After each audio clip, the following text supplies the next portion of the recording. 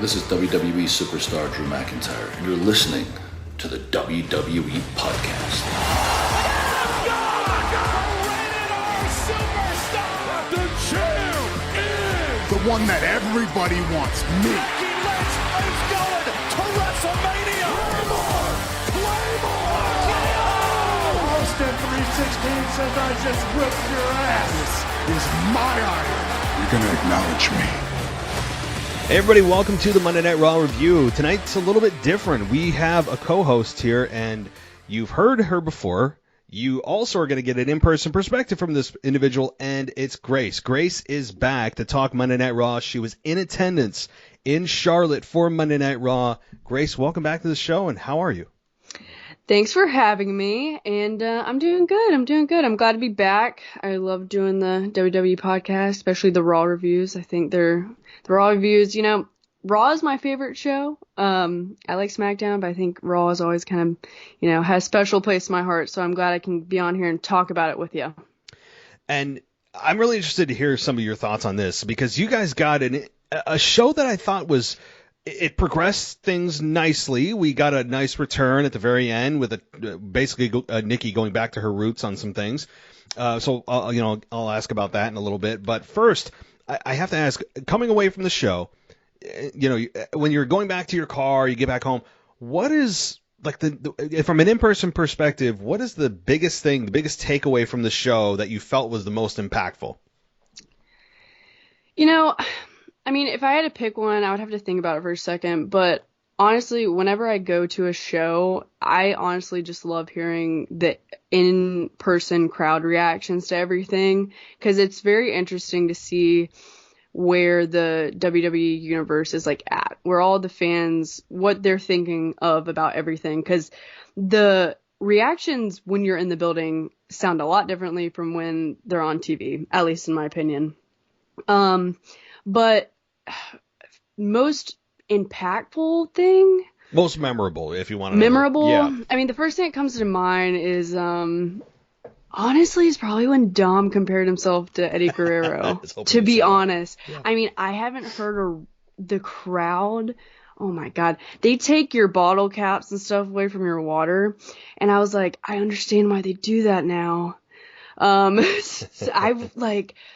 was surprised. The reaction was deafening. It was crazy. And I would say that was the most impactful.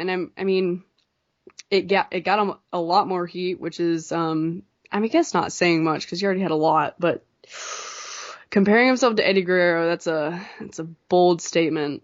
It was an awesome statement. Even sitting at home, you guys just drowned him out. It was just such an egotistical D-bag thing to say, and it felt like Triple H concocted it. It felt like it was from the mind of Triple H to use that against the fans with this guy who has been in the ring for, a fraction of the time that Eddie Guerrero did, and of course trying to compare himself or say that not only is he this generation's Eddie Guerrero, but Eddie Guerrero was that generation's Dominic Mysterio. He doubled down on it, and it was brilliant. Yeah. And also, now that I'm thinking about it, I'm going to have to put that at number 2, impactful, because I just remembered what actually got me on my feet.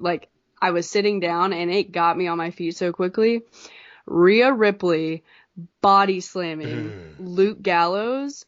We were probably a few rows away from the floor seats. So we were behind the announcers, and so they're the floor seats, and then the actual stadium seats were about 3 rows up. And so I could see her slam him onto the ground. And that is a 6'8", 298, some crazy weight guy that she just picked up and slammed on the floor. That got me on my feet. And what was most impressive about it is that she didn't just toss him quickly. No. She looked like she had control of him. Mm-hmm. I've never seen anything like that from any woman in WWE. The strength, anyway. I know Bianca Belair is super strong. Maybe she could do that. But Rhea Ripley's just built different. And to see her do that, yeah. It's crazy. I wanted to start a women's wrestling chant, like right as soon as I saw that. I was like, women's wrestling. It was deserving. I mean, look at how far the women have come from being sex objects just not too long ago. From a butterfly divas era, awful, just part of the really a dark time for women's wrestling, I think, all the way to now. To think about that, they main evented WrestleMania, they've done ladder matches, they've done Hell in a Cell matches, they've nearly everything. They have tag titles, and now you have you have Rhea Ripley body slamming a man that's so twice her size, in control of it too. It was awesome. It was a crazy moment. But looking at Rhea Ripley beyond that, how did the crowd react to her? She seems to kind of be the number 2 heat getter in that group. How did the crowd react in person to her? Yeah, so she definitely had a lot of heat, a lot of boos, but I could pick out a lot of people from the crowd cheering her too. Most of them were women, but just the occasional like, I love you, Rhea, like, Mm-hmm. But I would say the boos definitely outweighed that. Definitely probably the second biggest like heat getter in the Judgment Day for sure. Yeah.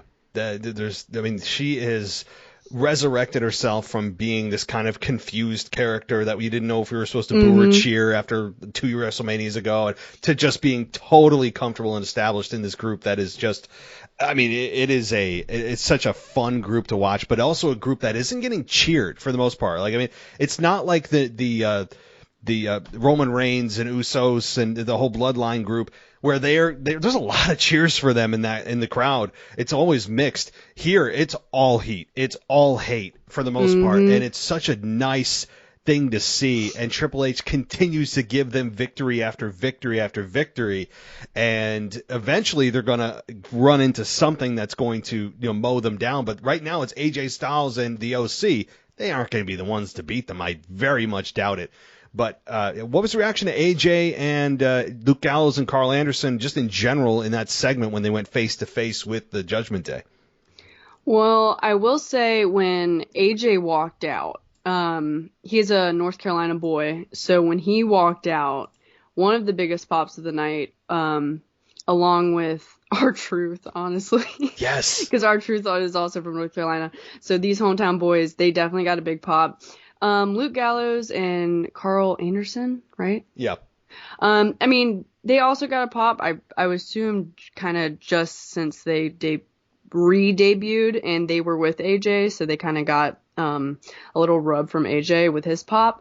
But AJ, for sure, I would say with him coming out, was in the top 5 of the pops of the night. Okay. At least top 3, yeah. Yeah, that's about right. That's about what I would think is the case. And with the match between Finn and Carl ending with a low blow by Rhea, and that was when the body slam happened.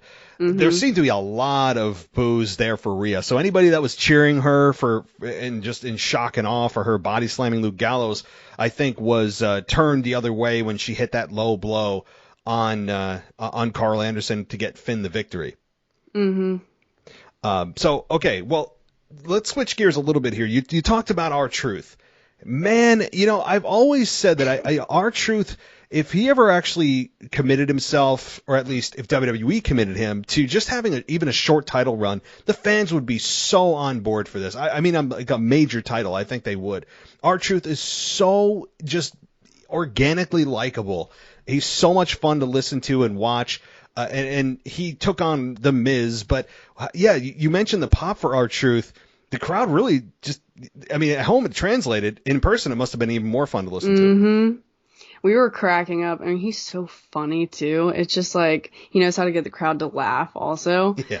But he also knew how to get crowd on their feet because, he brought up North Carolina a bunch on the mic, and they were hype about that. And what I thought was funny, though, is Miz was saying how us hillbillies from Charlotte, North Carolina, and stuff like that made me laugh, just because Charlotte, North Carolina isn't really full of hillbillies. It's probably the most, bougie type kind of city where not a lot of hillbillies live. But I will say where I live in North Carolina, in the outer rims of North Carolina, there are a bunch of hillbillies. So I was like, Charlotte hillbillies doesn't really make sense, but I understand what you're trying to get at with North Carolina. Yeah, they probably should have rephrased it and said that the state of North Carolinians or whatever. Instead of saying people obviously if you're in the city, it just doesn't fit the narrative. But yeah, I mean, anybody at home, WWE was counting on, well, they're in the South. And the stereotype is everyone from the south of the Mason-Dixon line are all hillbillies. So everyone's sitting on a farm with a piece of straw in their mouth. I mean, that's what they're counting on. And but if you look at just even below the surface, that doesn't make sense. You're from Charlotte. It's a city. It's a fairly big city. It's pretty bougie too. Yeah, exactly. We were talking off the air about $1 million homes on the north end of the city. Yeah.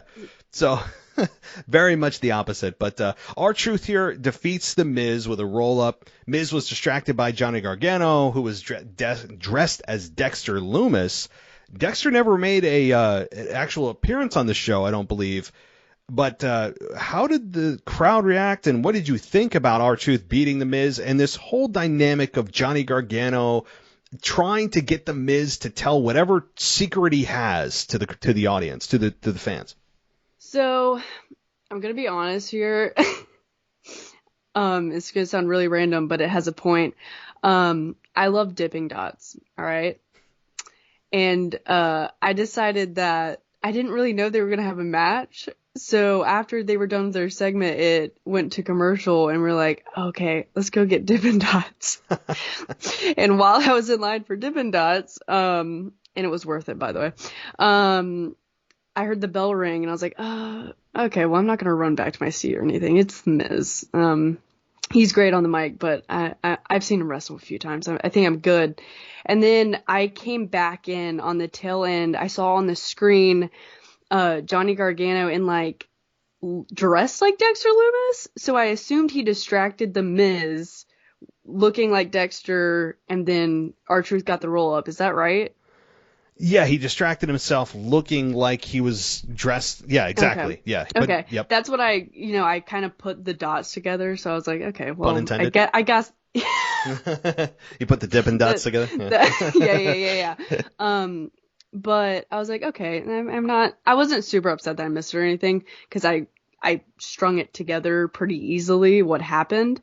But I think it was smart to have R-Truth take the win, because I think there would have been a tiny little riot if they would have let the hometown boy lose. And The Miz can take it too.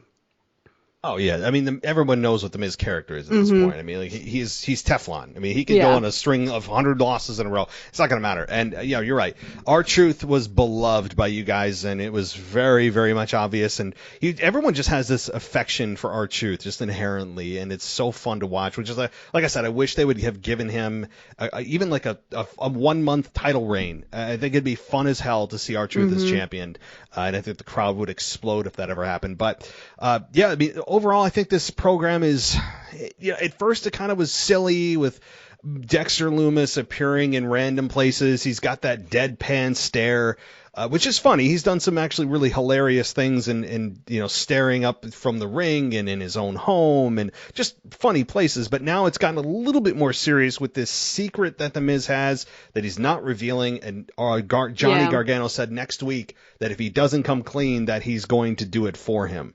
So yeah. I honestly think it's really smart how they did it, because when Dexter Lumis was first introduced, it was so exciting, and him going after The Miz, you were like, why? And then you were like, how is he going to show up? So there was a lot of why and hows, and people were kind of just waiting for him to show up every week.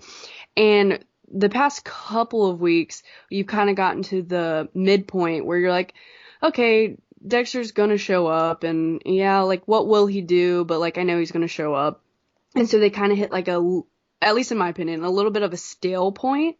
And now they brought out this secret thing, which has brought you back to the why that I think everyone kind of forgot about, because people were wondering how he's gonna show up every week. So now they brought it back to the why, and it's made it exciting again. Yeah, that's exactly right. And to me, a why is so important in a story that without a why, I become disinterested, almost regardless of who's fighting one another. And the best example I can give of that current example is Bobby Lashley versus Brock Lesnar. Now, I've been saying this, and I feel like I'm just talking into the abyss, and no one's echoing me back, which maybe I'm just alone, and that's fine. But Brock Lesnar versus Bobby, what the hell? Does anyone understand why Lashley's attacking Bobby? I mean, the hilarious part with this video package that they showed us was the title of it was The Story. And I'm like, okay, cool. Are they going to add some footage of, Brock sitting in his house and explaining why he did what he did? No, it's just like a general recap of their careers. And I'm like, well, that doesn't tell me anything about the motive here. Like, why? No one said anything. I have a huge problem with that, which is one of the few things I have a problem with what Triple H is doing. So everything else seems to be going pretty well. And I have no problem with these two facing one another, but does the lack of motive bother you? Or maybe it doesn't bother anybody else and it's just two big stars and you're going to get a big smash mouth match? I mean, I wouldn't say it bothers me, like, because I guess I don't care. Like, this isn't the match on the top of my list or anything, so there being a why, I understand why it would be frustrating. Like, I totally get that. For me, at least, I'm kind of just like, with it. Like, they're two big dudes. They'll go at it. It'll probably be a good match. But I like Bobby Lashley a lot. I don't really care about Brock Lesnar. I know that's like blasphemy. I know he's a big name and a big old dude. But I was shocked when he came back. And he's going to be in a match with no title, because I know they paid out so much money to even have him there. So when I heard he was like the rumors that he might come back, I was like, oh, they're probably not true, because there's no way that they would pay that much money to have him come back for no title. And I assume it's going to be like a grudge thing because Bobby beat him, or no. Wait, who won the Rumble match? Was it him or Bobby? I had to Google that. I mean, I can Google it while you're doing it, because I actually erased that from my mind. Bobby. Yeah.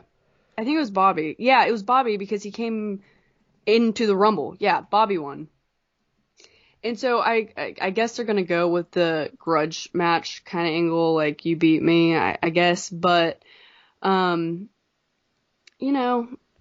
I said, it'll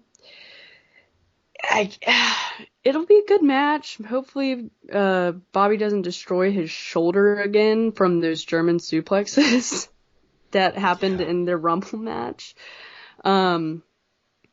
But I am shocked that he's back for a non-title match.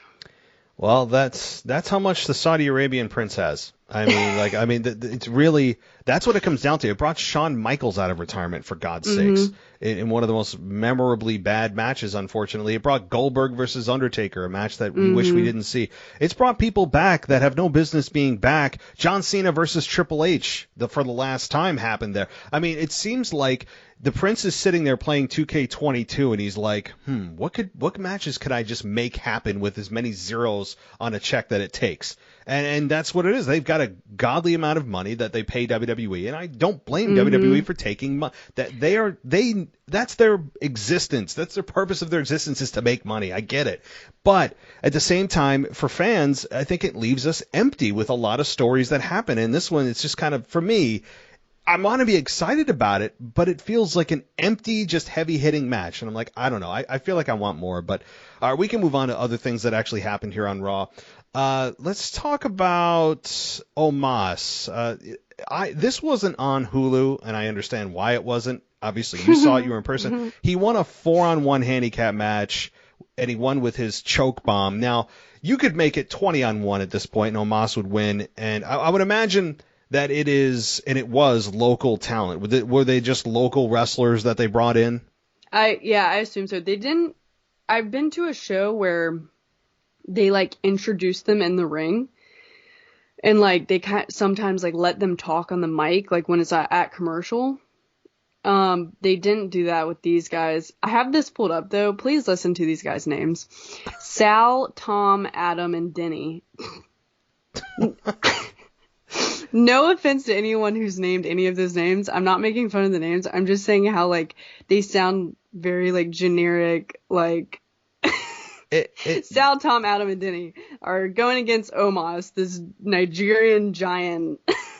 Oh my god! It sounds like members of the chess club at school. I mean, it sounds like a comedy, like a sitcom that runs at like 1 a.m. that that no one listens to or like watches. Okay, That's I'm it. sorry. Yes. But yeah, I watched it, and the only thing I was thinking about when I was watching it was I wish I got Dippin' Dots now. Dippin' Dots seemed to be the bit. I mean, that was the most over thing for you there. I mean, but I have to ask: are they still advertising Dippin' Dots as the ice cream of the future? Is that still their marketing slogan? I don't. Because maybe I have to don't add because see any signs. I was like in 8th grade, 9th grade, 10th grade. For me, that was like 20 years ago, and I remember them advertising Dippin' Dots as the ice cream of the future. And I remember just a few years ago, I see ice cream of the future. I'm like, so like, is this ever gonna happen? I mean, like, can we move on? Is it not now? Like, how much more do you guys need to develop this ice cream? Yeah, exactly. So, in the most overpriced balls of ice cream ever, super frozen. This is super off topic though, but I think it's important. When I was standing in line to get Dippin' Dots, Austin was my boyfriend. He was getting us something else at some other because we eat a lot, and I'm sitting there, waiting to get my Dippin' Dots, and I look to my right, and Michael Myers just like casually strolled by, and I swear on my life, when I say Michael Myers, I mean Michael Myers, jumpsuit, mask, everything, just strolled by me, and I was like, what is happening right now? I'm at Monday Night Raw, I'm in line for Dippin' Dots, and what?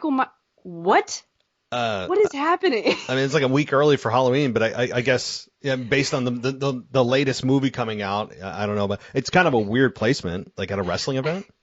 And then I saw him across the stadium, like when we were watching, and he was just like standing, in front of his seat, and I was like, this has to be documented. Like, am I the only one saying this, or am I like tripping right now, or like what is happening? Yeah, well, I would not want to. I mean, imagine the people sitting around him. That's just awkward. Like, why come to the arena like that? What are you trying to prove? What are you trying? I don't understand. I don't understand.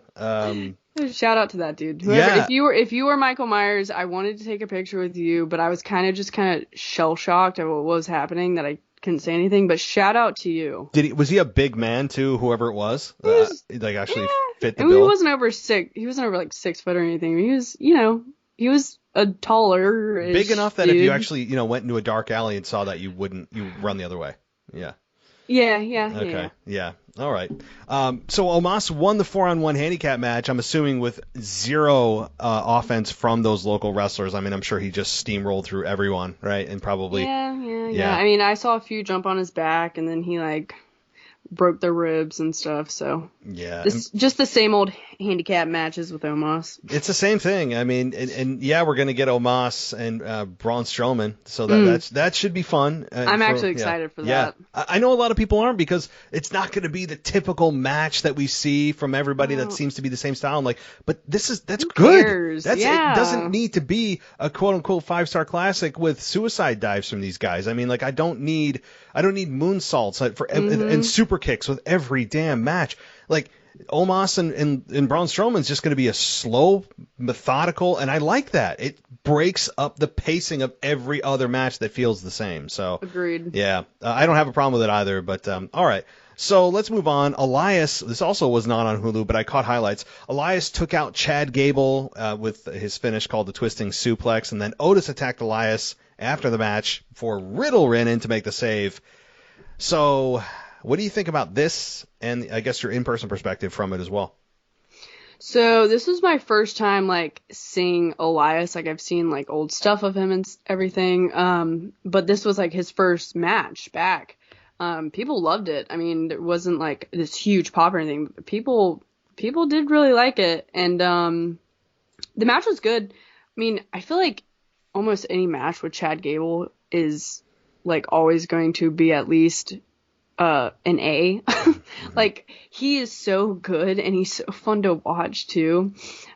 He hit, I think Chad Gable hit I know Elias won with a tornado DDT, but Chad Gable hit a DDT on him at some point in the match, I think, or maybe I'm thinking of another match, but I'm pretty sure he hit a DDT that was insane. And it looked, you don't expect those things to look better in person by any means, because, the TV has a way of making it look good. But it looked so brutal.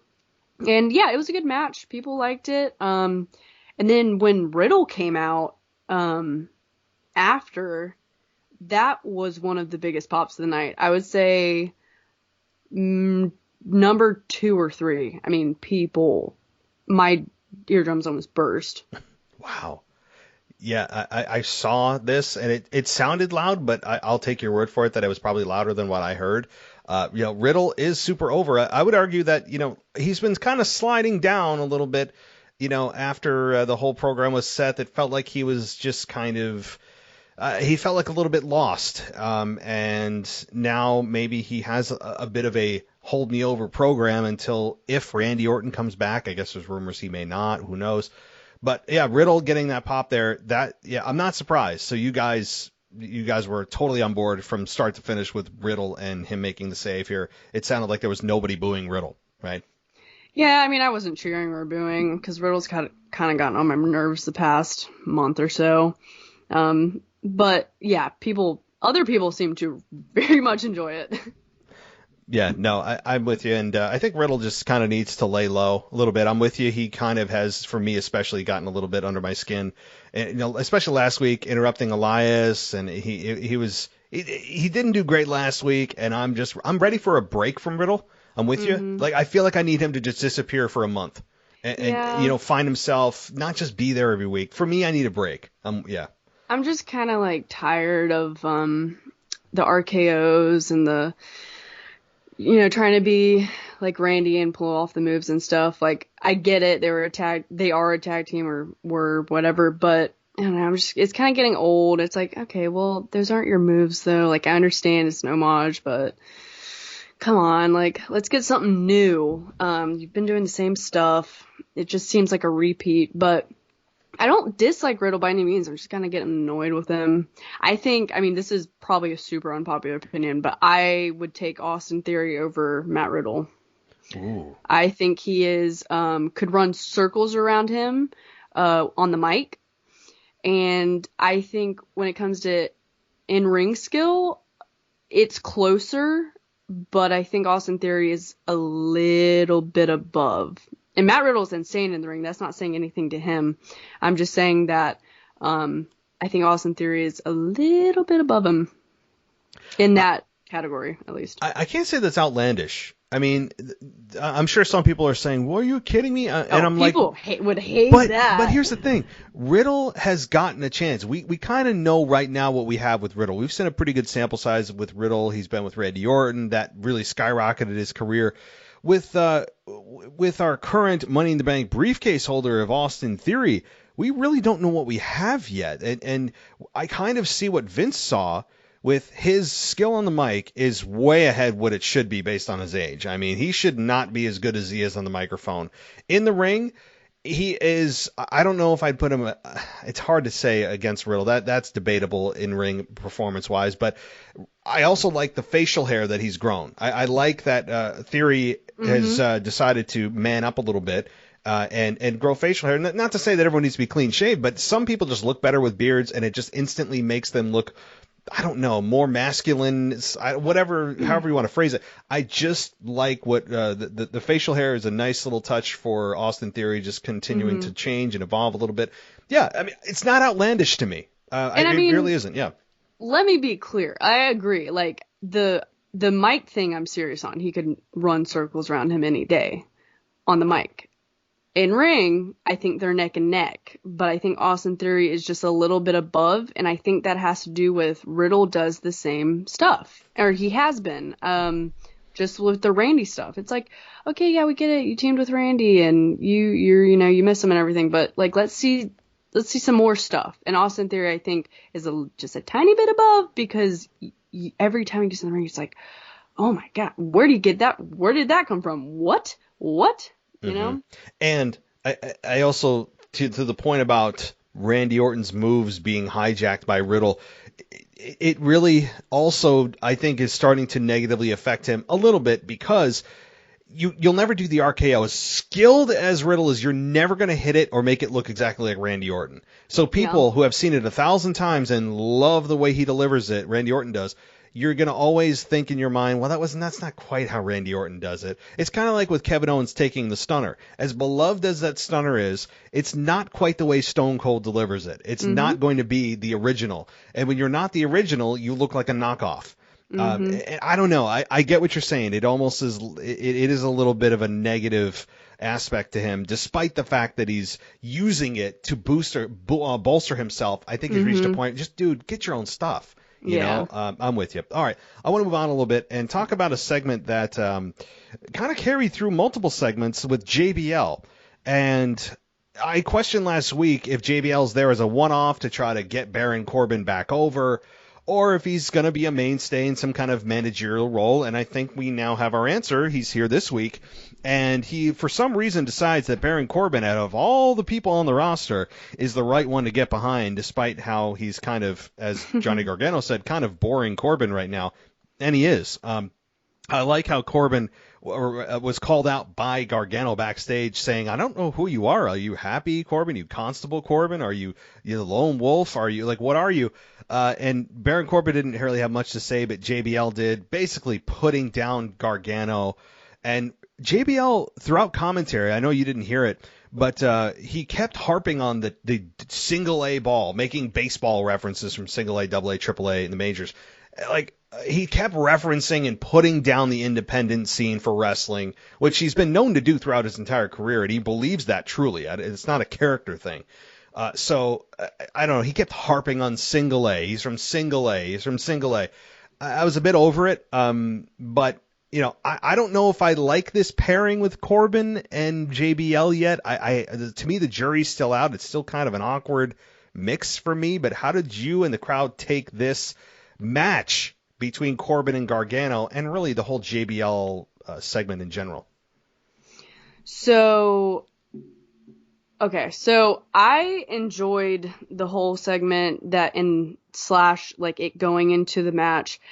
And from an in-person perspective, I would say this Baron Corbin's match and when JBL got on the mic was the loudest boos of the night. And I know the Judgment Day came out and they had a lot of boos, and like a moment wise, the Eddie Guerrero like comparison was probably the loudest like boos I heard, but like moment. But as a whole, JBL and Baron Corbin were getting the crowd heated. JBL got on the mic and was, trash in North Carolina. He first talked about the Panthers, which I don't really care. The Panthers suck, and I'm not a fan of the Panthers, so I didn't really care. But people were heated over that. And then he brought up Michael Jordan, and that's where I drew the line. I was like, all right, you've gone too far.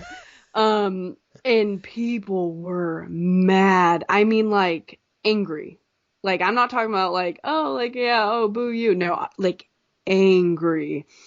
And, I mean, when Baron Corbin was in the match, like, during the match, he did such a good job. He interacted with the crowd, like, getting up on the ropes and, pointing at people. And every time he went to one side, I could see like that section of the crowd, like whenever he went to that side, get up on their feet and just start like pointing at him and screaming and yelling. And this was during the entire match. Like, he was getting like booed out of the building, and no, in a good way too. Like, it wasn't like, that's his job. He's being a heel. That's great. But definitely as a whole, the loudest boos of the night. Wow. Oh, wow. That's saying something. It didn't seem that loud to me. I mean, it sounded loud, but not to me the number one boo of the night. I think that speaks volumes to, first of all, JBL's ability to get people to actually hate him. I mean, truly hate him on a like almost a personal level, not even just, he's a heel character, we'll play along. That to me that's a talent. I mean, I don't like JBL on a lot of fronts on a personal level from things I've heard and the whole bullying thing and all that. Like, he doesn't seem like an actual fun human being to be around. He really doesn't. I mean, he just doesn't. Like, I mean, that doesn't mean he didn't have a Hall of Fame career. He did. His run on SmackDown back in 2004, being champion for 10 months. He reinvented himself, and that's credit to him. But just, again, on a personal level, he just seems like somebody I would not want to be around. He seems like that kind of alpha male D-bag jock that you'd see in school. He's I don't know. Mm-hmm. Anyway, he just comes across that way, and I believe that's actually who he is to some degree still. Anyway, I think that this pairing, though, with Corbin and JBL, it feels like Corbin doesn't need someone to speak for him.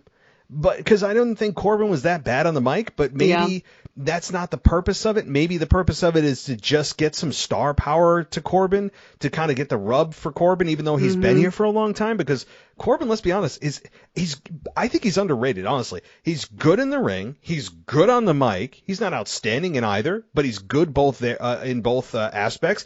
I just don't know what it is. He's missing something. He comes out to just this kind of, I don't even know what music it is now. It's kind of still the Happy Corbin thing, but not really.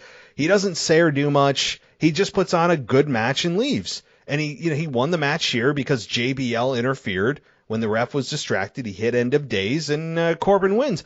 And I don't know. Like, I still find Corbin a little bit boring, even though JBL is really the one that's the heat getter here.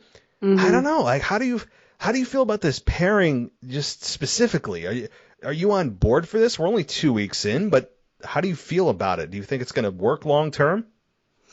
I mean, I don't mind it as of right now, and I didn't think it was a bad idea when it kind of, you saw that, Baron Corbin was probably going to get a makeover, or not makeover, but like a character makeover, and kind of get changed from Happy Corbin to something else. So that was a little bit exciting when you saw that was going to happen. And now that it has happened, I don't think it's bad by any means. I think they're definitely doing it to get, Baron Corbin get a rub from JBL and get some, heat. And they definitely, as a duo, know how to do that. But yeah, I don't think it's good, like great. And I don't think it's like bad. I think it's okay for now. And I said, I don't think he needed a mouthpiece, like you said, because he was never really bad on the mic. But I think they're more of just doing it for the popularity and stuff and the heat. Yeah. That's got to be it. It was just such a random, out of nowhere pairing. Mm-hmm. I don't hate it. I don't love it. I don't know what to make of it yet. It's just kind of there. I think the focus shouldn't be the heat on JBL. It should be on Corbin. Mm-hmm. I mean, JBL's retired. It is at least from what I saw last night. It is definitely on Baron Corbin, but I'm just glad he's not Happy Corbin anymore, to be honest. I'm glad they got rid of that. I want bum Corbin. I want the poor, just hapless Corbin who lost it all. That was the most entertaining version of himself I've ever seen. We got a few of those chants, like the bum blank Corbin chants, like really a couple of loud ones of those, which was kind of driving Baron Corbin to like start yelling at the crowd and stuff, I thought it was great. The one thing, too, and you didn't hear this because you were obviously in person and not listening to Kevin Patrick and Corey Graves, but there was one point in the match where we had Deep Six get hit by Corbin, and Kevin Patrick called it Ring Around the Rosie, and we had Corey Graves say, he goes, are you serious? He goes, it's Deep Six, not Ring Around the Rosie. And I was glad Corey Graves called him out on that. I'm like, are you seriously referencing like a child's game for a signature move that he just hit because you don't know the name of it? I mean, I'm so glad Corey Graves called him out on that. I mean, he literally said it's Ring Around the Rosie. Was that on purpose, or was that, do you think that was I think he just either didn't know or forgot that's the name of his signature. I don't think it was planned. I legitimately think Kevin Patrick, who is just, he just started there a couple weeks ago, just didn't know the name of the move. And Corey Graves is like, dude, it's called Deep Six. I'm like, thank you. That's rough. It was, yeah. But other than that, honestly, I think Kevin Patrick's doing a decent job, given how quickly he got shoved in there. Okay, so I want to shift gears again here a little bit to the main event, because. Quick question. Yeah, go ahead. Did we go over Mustafa Ali and Austin Theory? No, sorry. You're good. Yeah, no, you're right. So I'll just hand it to you. What did you think about the match? When I saw this was going to be a match, I was super excited for it because I was like, these two guys in the ring together, this is going to be insane. And it was a great match. Both of them, I think their movesets work really well with each other. Shockingly, during the match though, this was the quietest match of the night. For sure. Very interesting for it to be the quietest match of the night, because it was a good match. And of course Seth came out, and I mean, Charlotte was hyped the whole show for Seth Rollins. Seth freaking Rollins. But when Seth came out, and even during the match, the crowd just started singing Seth's song, during the match. Seth, played into it, being on commentary. And then during the match, we want Seth chants. Yeah. And I was like, yes, let's go, I was going to ask you. I heard that. I'm like, what? I was so hyped when I was like, no way. I heard that. I'm like, I haven't heard that since he was a babyface, years and years ago, that a "We Want Seth" chant. I mean, people sing along to his song no matter how hated he is, because the song is very sing-alongable, if that's a word. Sing-alongable. Yeah, it's just, and it sticks in your head too. Sometimes I'll be going throughout my day and I'm like, whoa, I'm like, it just sticks in your head. And that's a good thing, but if you're a heel, it's kind of weird that you play sing along with the fans, but whatever. So, when I heard that, I'm like, are they really chanting "We Want Seth"? I mean, Seth ignored it on commentary, as he should, because I don't know how you react to that as a heel. Oh my gosh. He ignored it. He didn't say anything, but it was loud and it was audible. And I could hear him like, what are you guys saying? I don't think I've ever been more proud of my hometown. I was like, yes, I was so excited. I was so happy about that. But I was slightly shocked too. I was like, this is what is happening? But his song also, during the whole show, in the span of it, when he came out to the dark match, because he was in the dark match, was probably sang about almost 10 times. I was going to ask you about the dark match, and I'll get to that after. Yeah, but okay, so we had Austin Theory and Ali, and you said that the crowd was pretty quiet during this, which is, I guess I'm a little surprised, but not really, given the fact that neither of them have had major things going on. Ali just got thrust into the Seth Rollins deal, and Theory has been essentially a non-factor since WrestleMania after getting stunned by Stone Cold.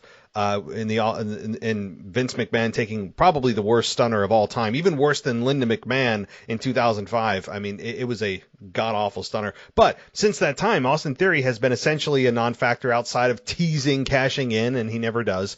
But so that's probably why people they don't have a strong emotional connection yet for either guy.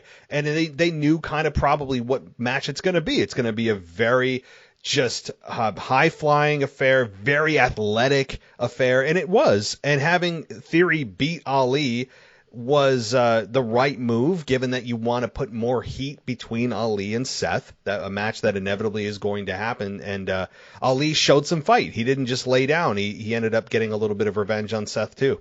So how'd the crowd react to that? Did they? I don't remember. Did you guys boo when Ali actually got a little bit of offense in on Seth? I did.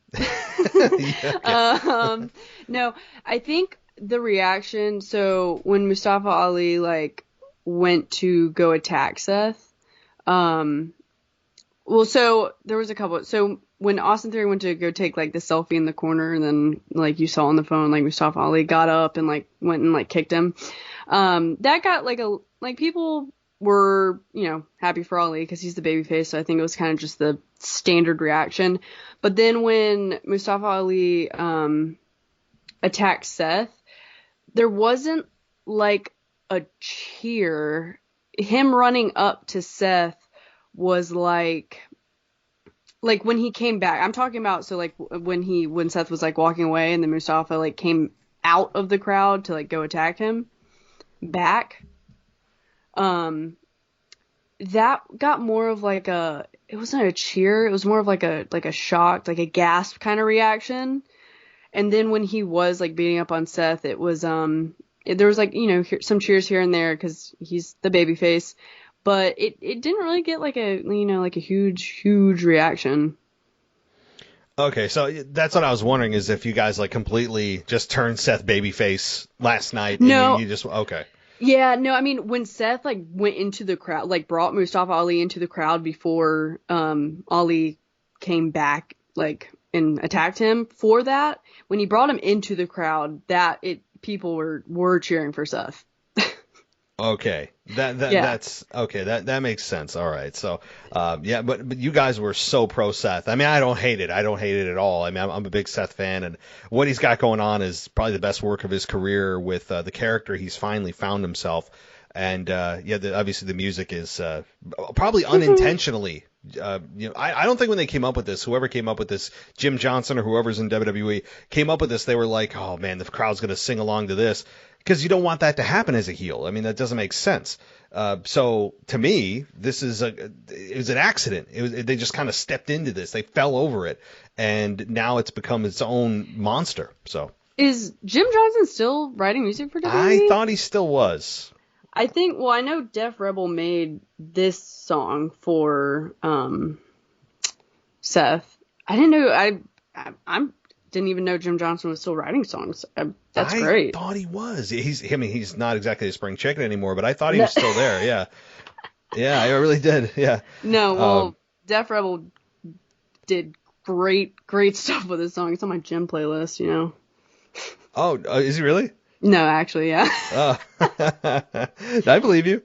I believe you. When you need to hit a PR or something, you can turn on Seth's song. It's like, burn it. Yeah, for sure. There are definitely, whenever we're working out, there is definitely like that song or two that you hit and you're like, all right, I got to have to do this. Yeah. Let's go. Yeah. Sometimes, I mean, I actually used to use like Edge's theme song. I love Edge's theme song. Ooh, Metalingus. So good. Yeah. All right. Well, I think that does it before we get to the main event, right? Did I miss anything before the main event? Okay. So this, to me, here's what I liked about this. I mean, having the women main event Raw is fun because when you look at all the times that they probably should have and didn't, this is nice. But also, it didn't have to do with the championship. Yes, you had the women's champion involved, but that's not how it was sold to us about this. This was a simple grudge match.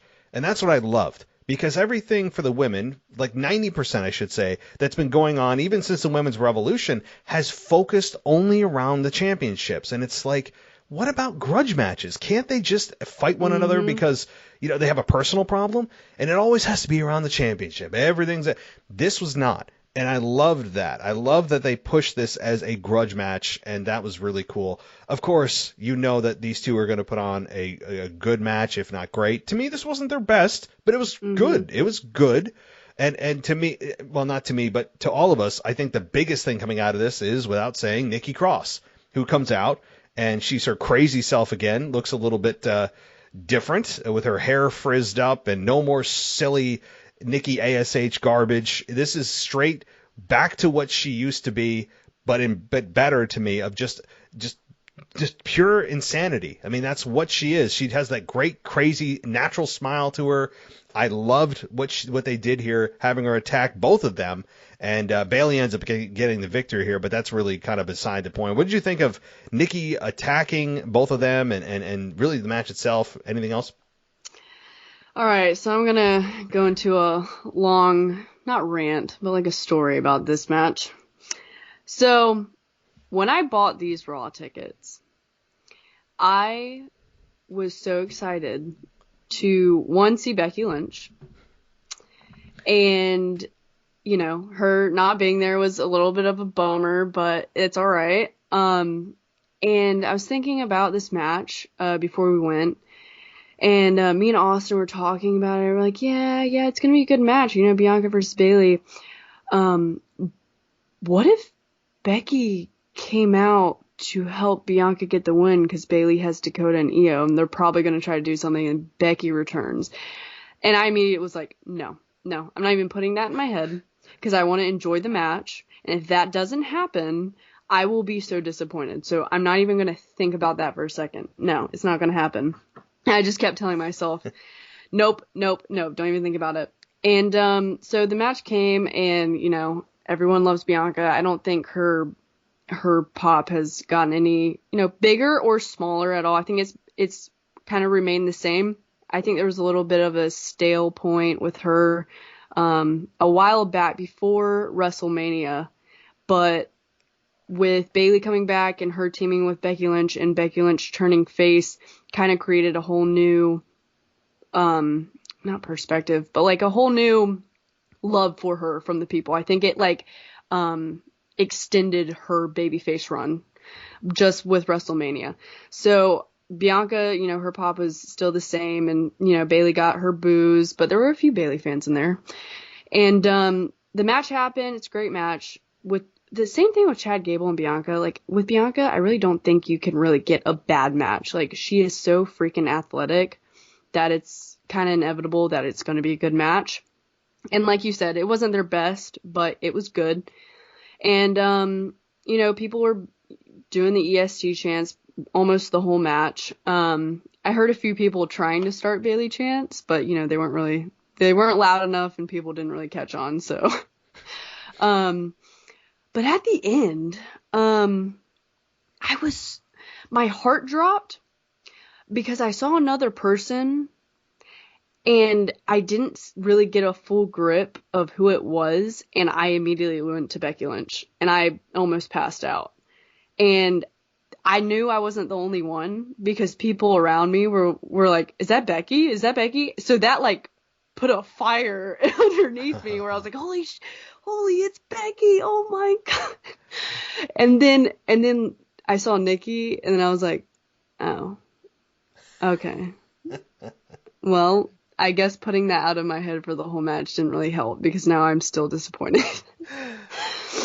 So I was confused. I was like, okay, it's not Becky, it's Nikki. But hey, I mean, bright side, Nikki is not Nikki ASH anymore. She's Nikki Cross, which everyone knows is her best character. And she hit, oh my God, who did she hit it on? Was it Bayley or Bianca? She hit the, is it the Sister Abigail? Yeah, I don't know what is the name of it? I thought it was called the Sister Abigail, or I don't know. I'm looking on the website and they're calling it the Purge, but I've never heard of that. No. So I don't know. But anyways, that happened, and then I think everyone was kind of confused about like what was happening because I heard a lot of like, huh, like what? And then Bayley won. And that was the second time that, like, during a match, I got on my feet, like, besides the Rhea body slam, I got on my feet and I was like, no way she just won. Like, I was actually surprised that Bayley pulled the win. That was, I mean, yeah, it was weird that Bayley won, but I don't think that, again, when you look back at this, no one's going to remember who won or lost this, I think. Mm-hmm. I mean, it's all about Nikki Cross here. I mean, like that was overshadowing any potential win or loss for either of the women. I mean, Bianca Belair and Bayley are far from done with one another. I think that eventually they're going to add a third person. I mean, yes, Nikki's here. Do I think she's going to win the championship? No. I think eventually you're going to get to a Bianca, Bayley, Charlotte, or Bianca, Bayley, Becky trio, triple threat for Rumble or Mania. I really think that that's probably what's going to happen. But there was a lot of speculation as I was reading some of the rumors prior to Raw that Charlotte was going to return to Raw, even though she's a SmackDown star, because of the location of Raw, right? And was there any rumblings of that Charlotte could return, given that you're in Charlotte? I don't know, like. Yeah, I mean, I saw it on Twitter. I didn't hear while we were in the building. I didn't really hear anything, but on Twitter I saw a bunch of reports saying that and people assuming that she was going to return because it was Charlotte. But just a side note, and this is specifically to people from Charlotte who were at that show, I understand Ric Flair's from Charlotte, guys. Can we chill with the woo chants? Is that still going on? Because honestly, I would love to enjoy, where I'm at and like sitting in my seat without hearing woo. Just once. I'm sorry. Like, I've been to other shows and I hear woos, like when you walk into the building, like everyone's wooing. Yep. But Charlotte, chill out. Oh my God. I understand. Like, I get it, but stop, please. Like, you don't have to be that loud with the woos. Like, just tone it down a little bit. Unfortunately, I think the woos, just like the what chants, are now a part of the fabric of just a wrestling event. Matt, no, but when I tell you, I've been to 3 other events. These were the loudest woos. I was so, and maybe that's because people heard Charlotte were coming back, so they were like excited. I don't know, but they were so loud, and I don't like them to begin with, just because go Becky Lynch. But Yep. And also I dislike Ric Flair so much. The plane ride from hell didn't help. Yeah, he's trash. That's gonna make someone mad. But yeah, overall, sorry, back to the match. It was a good match. I was surprised at the ending with Bayley winning and disappointed with Nikki's return, new character, old new character debut, but happy that it happened because, I don't think anyone liked Nikki ASH besides, a 5-year-old. Like, no, a singular 5-year-old. I mean, like, not even plural. Like, you're talking about just like one. There was like one out there, right? So maybe like her nephew or something. I never liked that Nikki ASH character. From day one, I thought it was just a desperation move. Like, it felt like Nikki had nothing else, and they were like, Nikki, got to come up with something, or we're going to fire you. And she's like, oh, I'll be a superhero. And like that's kind of what it felt like. Oh my God. That to me, it was awful. I'm glad she's going back to her roots here. Now, yes, it looks like the previous crazy Nikki, but she hasn't cut a promo yet. She does look not exactly like her previous crazy Nikki. There's some differences there from a visual perspective, but we have no idea what she's going to say yet. We don't even know if she's babyface or heel because she attacked both of them. So, we don't know anything yet, and that's fun. So, yeah, okay, she's going to go back to some version of her crazy self, but we don't know exactly what that is. So, it was funny.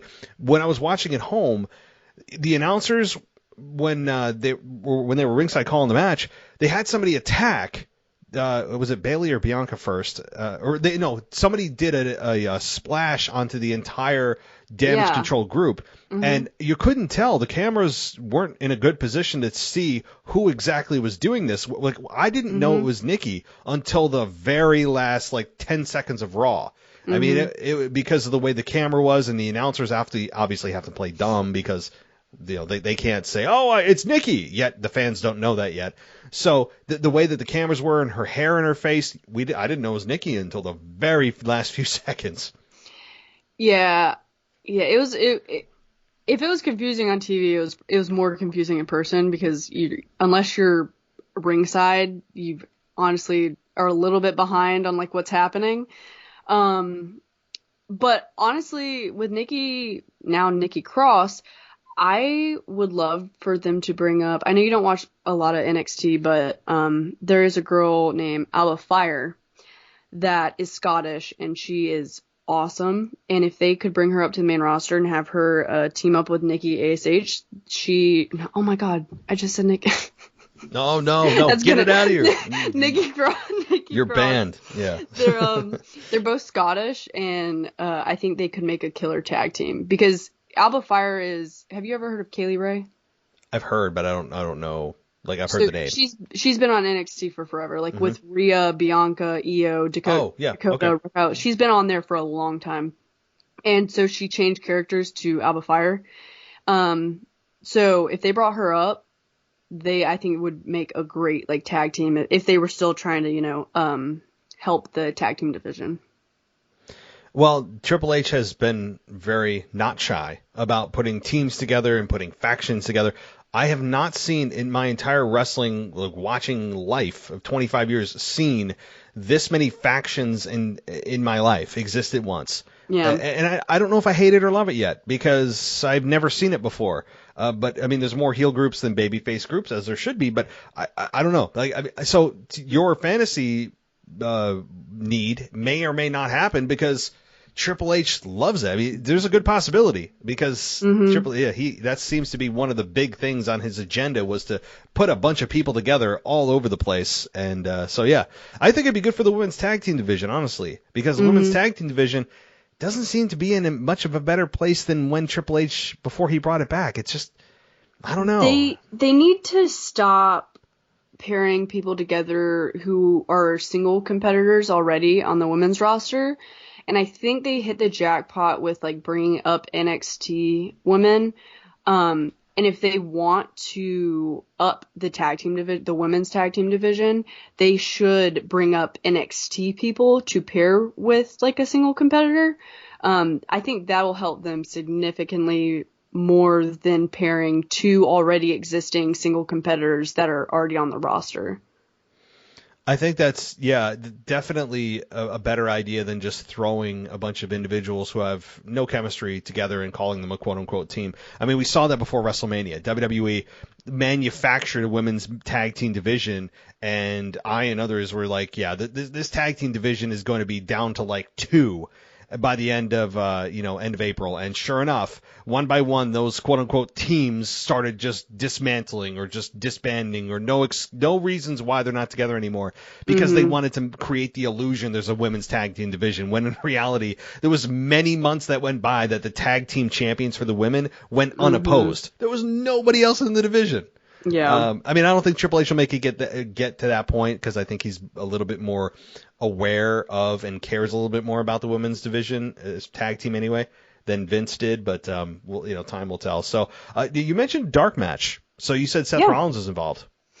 Yeah. So okay, one thing before that, I'm sorry. Yeah, go ahead. You were talking about Bayley and Bianca and Charlotte being in a triple threat in the future. What I think might happen is, so Bianca, I think, will win at the end of this. Like when Bayley and her have their like final, match, Bianca will be on top, and then Becky will return.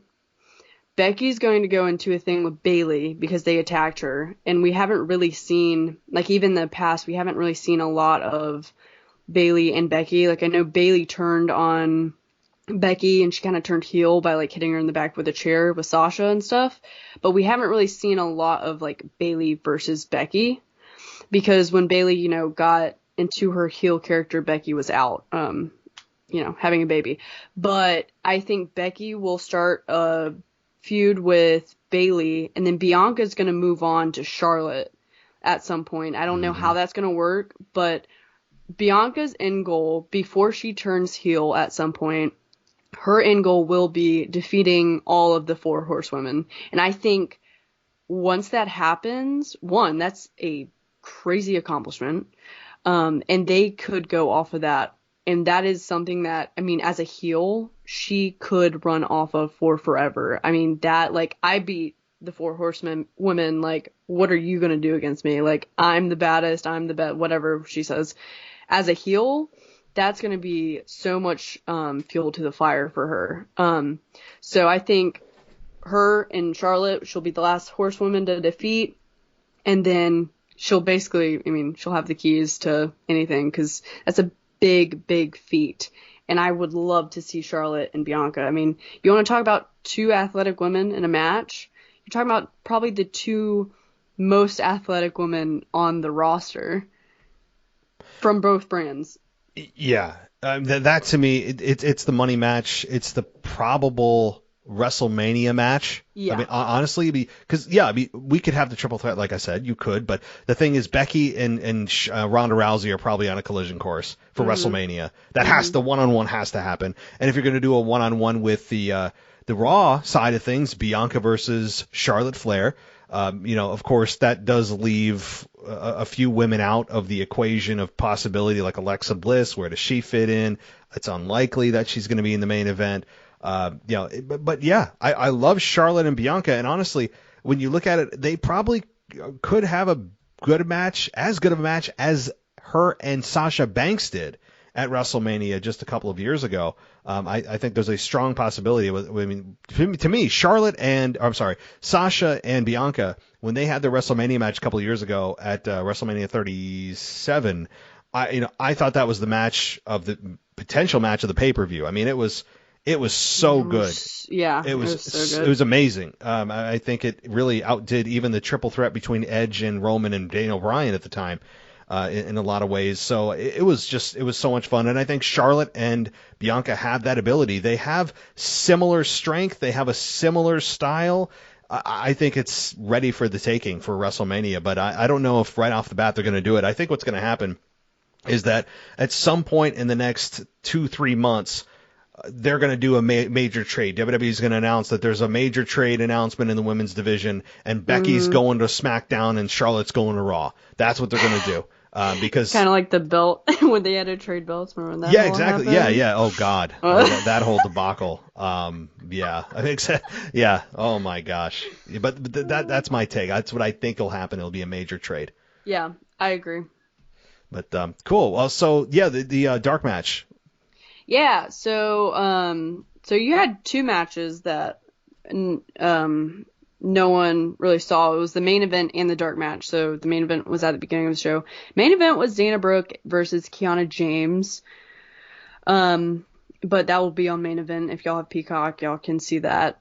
Dana Brooke, by the way, low-key got a decent pop.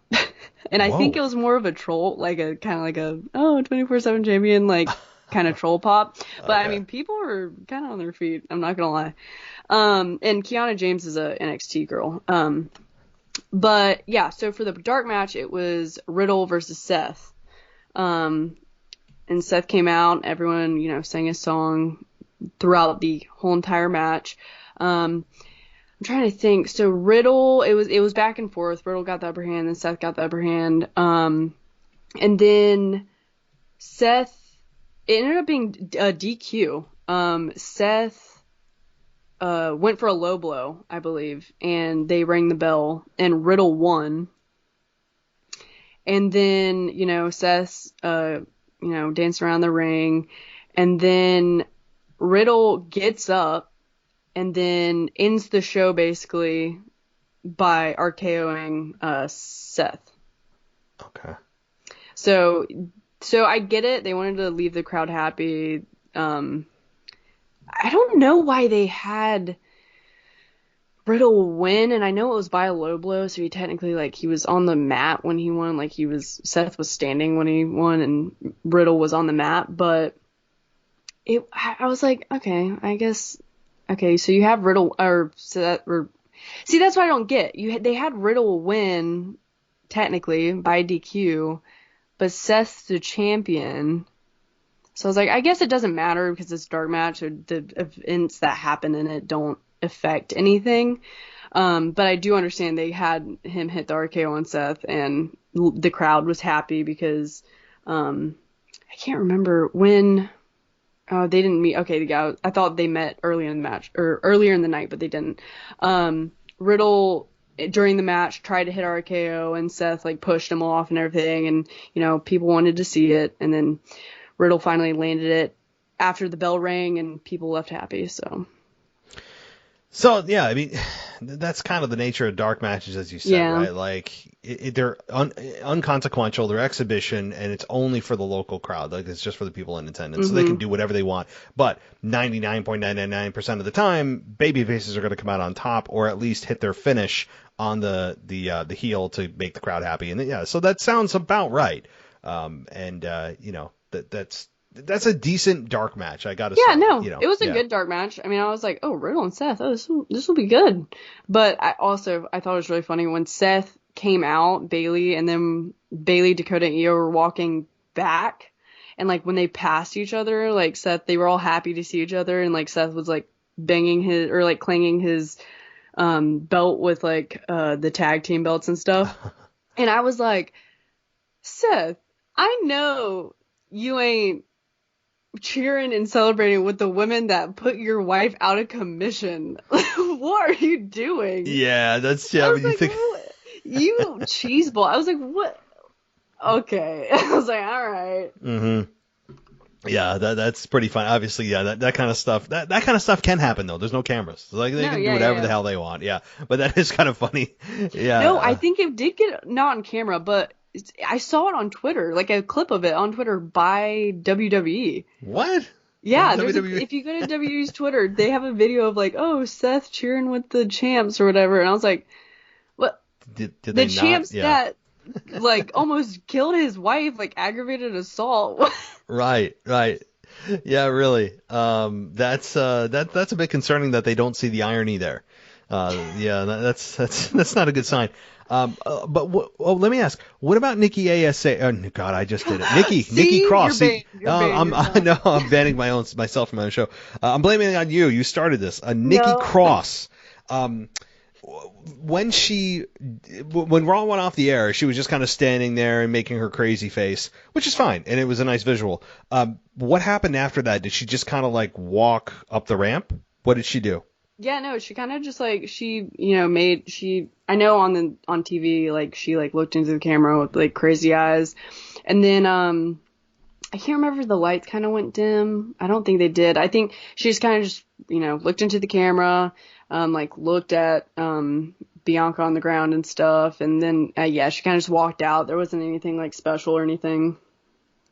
Okay, so she didn't dish out any more punishment to anybody, or no. Okay, didn't say anything on the mic, nothing. No, nothing. Okay, all right. So you guys didn't get too much extra on that front, but all right, so cool. That pretty much went through the events of Raw. How about merchandise and things like that? Did you notice a lot of themes of things that people were wearing? There were a lot of Roman shirts. I think that was probably the superstar I saw the most on merch, like on people, was Roman. Ooh, there was a new Seth Rollins shirt that I wanted so bad, but they ran out of the size I wanted, so I didn't get it. But it was a new shirt that you can only pre-order on WWE's website. Like, it's not available yet, but it was at the merch stand, which I thought was cool. And a lot of people were wearing that new shirt. I think that's the reason I couldn't get the size. Like, it was selling out. And there was, the selection was odd. There was a Alexa Bliss shirt, a Bray Wyatt shirt, a Roman shirt, a KO shirt, a Seth shirt, and there was a Charlotte 316 shirt, but I think those are at every show. And that was it. I was surprised at the selection. I was like, okay, Alexa Bliss. There was no Damage Control shirts, which I thought was odd, because I thought they would at least have them available if they're, because I would have gotten one if they were available, but I thought that was odd. I was like, I wonder why they're like one of the they're like new returns basically, and I wonder why their shirt's not available. But yeah, mostly Roman shirts and a lot of Seth shirts. So that's fitting. Honorary shirts. Oh, there was. I didn't see a lot on people, but that was available. Yeah. Okay, because that's like the number one thing selling right now is that shirt. It's just crazy. Yeah. But it's so you don't see too many heels throughout the years in wrestling. You don't see too many heels who are the top heel, but also at the same time are the top selling merchandise. Of all time. It's a very weird dynamic. They're in a really strange spot with Roman. I mean, I gotta say, I don't even know. Are you a fan of the Roman Reigns run? I know it's not nothing to do with Raw, but how do you feel about it? I like Roman Reigns a lot. I think he's super captivating, and anytime he, is on either show, it's like you can't help but to like sit up and pay attention more, just because he has like that presence and whatever, he's Roman Reigns.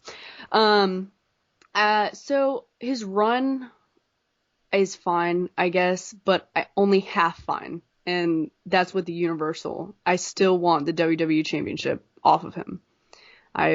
Keep his streak with the Universal, I don't care, but you don't need both belts because the other one doesn't do anything for you. You don't have a streak with that belt. You have a streak with the Universal belt. Like, I understand that. And if you want to keep going on that one, for sure, go ahead. But you don't need that other belt. And I don't think that... And so I know a lot of people think that, like, Raw is suffering without a champion. I don't really think so. I don't think they're suffering. Like, I think they can make do, and their ratings haven't like dropped or anything. I think Raw still has really good ratings and what is the word I'm looking for? Like views. But I just don't want the WWE Championship. I don't think he needs it.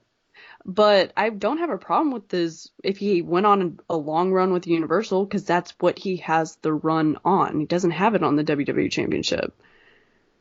And people forget that. I mean, like, yeah.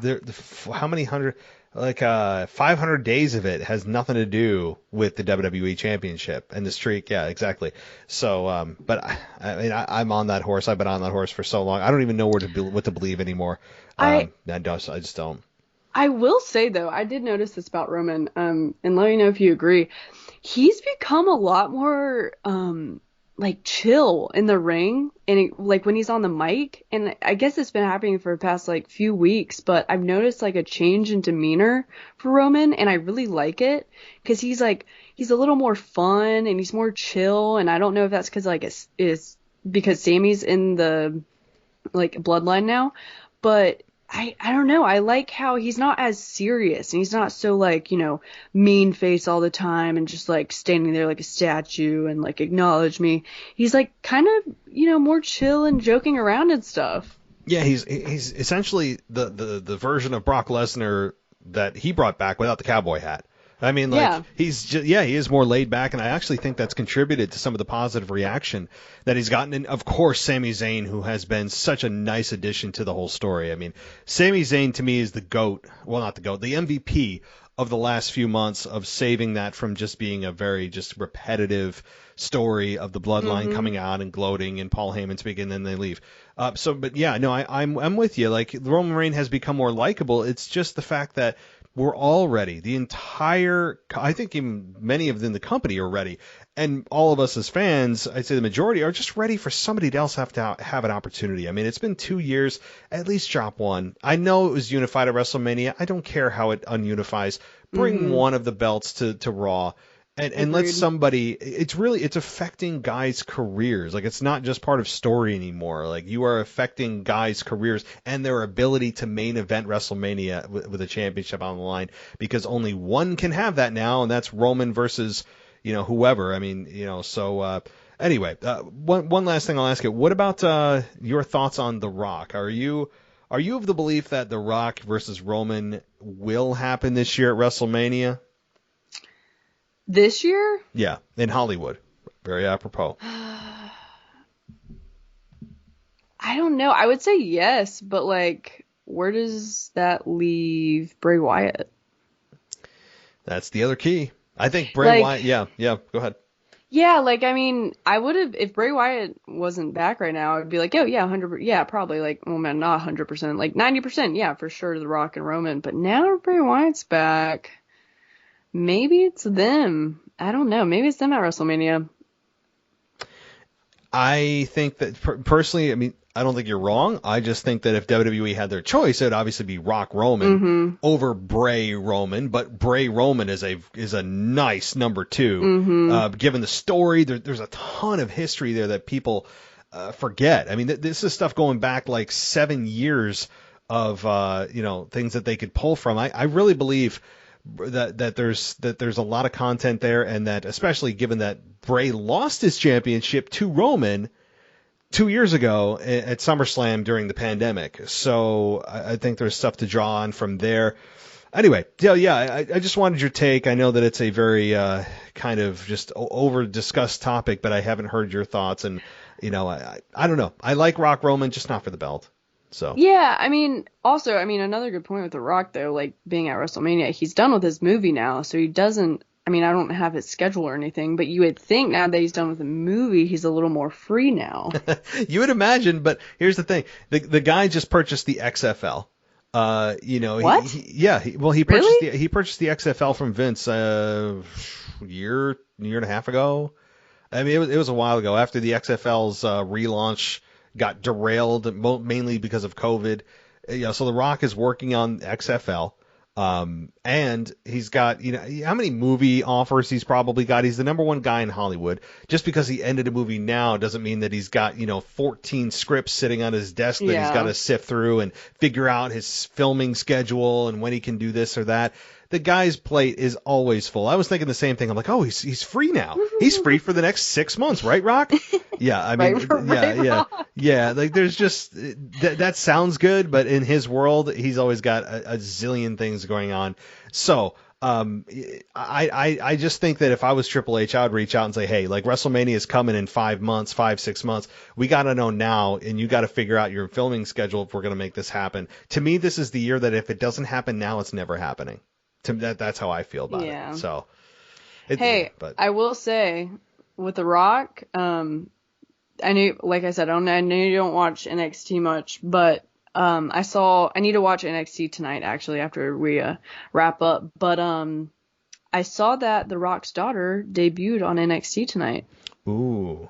Ava Raine, yeah, she actually, I know she had been doing some like live matches with NXT, like when they did their tour. Or not matches. I didn't think she went on the mic once, but tonight she like debuted on NXT, like on TV. Like official. Like officially, yeah. Oh, okay, cool. I gotta go watch it. I think that may actually, force me to tune in. So I'm interested in that and hearing the crowd reaction and all that. She's got some tough shoes to fill. I mean, yeah, it gets you in the door faster than most, but then you have bigger shoes to fill than most do as well. It's a blessing and a curse. I would not want to be somebody that has a famous father that gets me in the business and now I'm compared to that person forever. Charlotte Flair. Yeah, Charlotte. I mean, yeah, it's that's a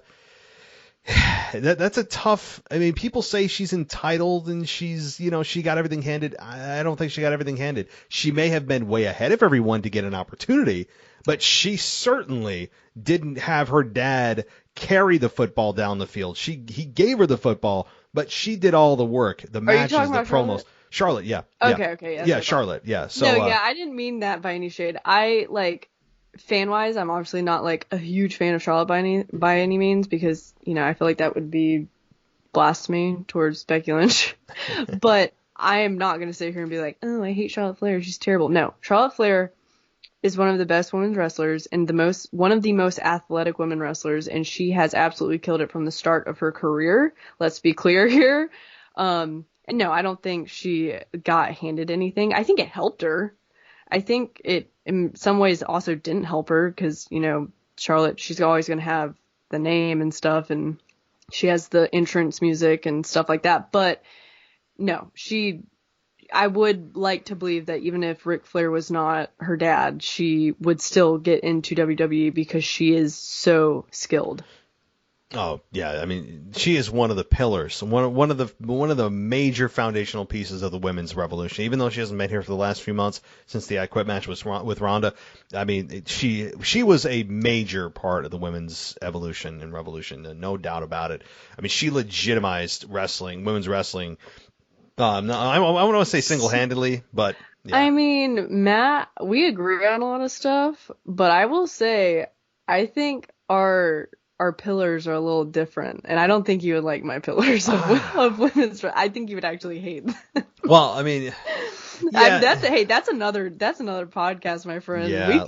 We could have a whole topic about that. I like they have to have 4 pillars because I'm thinking of like 4 posts, right? So like, yeah, I mean, like, let's save that because that's a much more deep discussion. Sure, but yeah, that's interesting. Okay, cool. All right. Well, before we go, any wrap-up thoughts? Any final thoughts from the show that you experienced? Anything? Final thoughts would be like, if I was at home watching this Raw, to be honest, I would be like, I watched it. Nothing was like super exciting or anything. And if I was at home, nothing really completely stood out to me if I watched it at home. But I mean, to anyone who's been to a show, like, when it's such a special thing, like being a wrestling fan and being in the building with just like the people that you watch on a weekly basis, like, and you're in the building with them, watching them do what you love watching them do. It's super special. So like, if I was at home, meh. But since I was there it was great. It was fun. I don't think you can ever go to a show and leave the show and be like, that was all right. It's always going to be, they put on the best production, lighting, music, the wrestlers. It's all just, it's an experience. And I mean, I tell everyone this, like even people who aren't fans of WWE, if you haven't been to a show, go to one. It's worth it. You can grab a beer if you're of age. Sit down and enjoy the entertainment that's in front. It's entertaining. So it's a great experience. And like overall, it's always fun to be in person at a show. The in-person experience is like nothing else. And sure, there are shows that are way better than other shows. And, but I actually, that's for me also holds true where I've been to dozens of events and I've never come across or left an event feeling like, wow, that was a total waste of my money. Yeah. I've been disappointed leaving shows like, that a certain person didn't show up or return or, whatever, because everybody, anytime you go to a live show, for some reason you feel like, that you should see a major return, or you try to justify why somebody could come back, or this big thing should happen, and I get that, but I also know that, as a wrestling fan, the more you watch, the more realistic expectations you have. And when you go to a live event, it's a different experience because you're there. You get to see, like you said, what you love in person, and it just adds to that emotion. And at home, I agree. Sitting at home watching this and not in attendance, to me, this was it was an okay Raw. Like it was. Yeah. It was okay. It was okay to slightly good. You had some progressions. You had Dominic do his thing. You had Nikki return and change her character what it should have been. Like you had some things. But I wouldn't go and be like, wow, this is Raw I'm gonna remember forever. Yeah, it's not. And I mean, like also on that, it's not the best show I've ever been to, right? Like the first Raw I went to was in like Greenville, South Carolina. We were opposite of the camera, and it was when, this is going to take y'all way back, when Bobby, Seth, KO, and Big E did a 4-way. And we had great seats in the middle, like directly in the middle of the ring, like looking down the ring. And then they came into the crowd and KO jumped off one of the entrances onto Seth and Big E and Bobby, like 2 inches away from us. Like nothing probably will ever beat that, but it's still a show, and I still went, and it was still fun. Yeah, nobody does entertainment like WWE. I mean, they have entertainment in their damn name. That's the thing. And I think with now Triple H in charge, you have somebody that actually makes it feel like anything could happen with the returns he's brought back, the different production tweaks he's made, the different matchups, the shaking things up of the main event, not having the same faces there. He's done some really nice things that actually make you feel excited again about WWE, and that's always a positive, because for a while it was kind of, what you're going to get with Vince. And very few surprises. And I think now it's much different now that you have a new brain that's going to be in charge of creative here. So, all right. Well, Grace, thank you so much for joining us. Did you want to share any social media or anything like that if people want to get in touch with you? Y'all can follow me on Twitter at EvolutionaryWP. I post a bunch of wrestling stuff, mostly women's wrestling stuff. And you can reach out to me on there if you want. You can follow me, like my stuff, retweet it, whatever you want to do. Well, very good. You guys check that out, and I'm sure we'll be doing this again very soon as we have some ideas that are brewing that we'll maybe share with you guys at some point. But thanks so much, Grace. It's been a blast, and go watch some NXT for us. Thanks for having me. Y'all have a good night. You too. Thanks for listening to the WWE Podcast. Don't forget to subscribe on your favorite podcast app so you don't miss a show, or head to WWEpodcast.com. And for all of these shows ad-free, head over to patreon.com/WWE Podcast. Until then, we'll see you next time.